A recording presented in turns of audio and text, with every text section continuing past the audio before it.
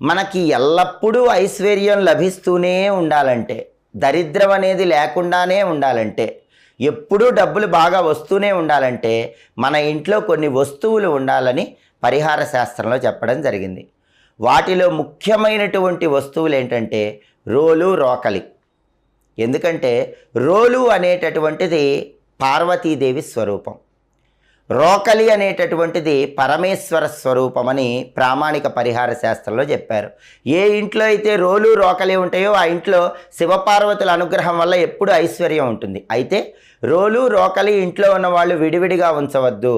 రోలు, రోకలి ఎప్పుడు కలిసే ఉండాలి, శివపార్వతులు ఎప్పుడు కలిసే ఉండాలి.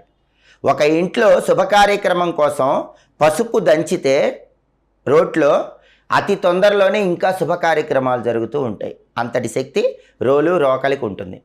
ఆ తర్వాత ఖచ్చితంగా ఇంట్లో ఉండాల్సిన వస్తువు చాట.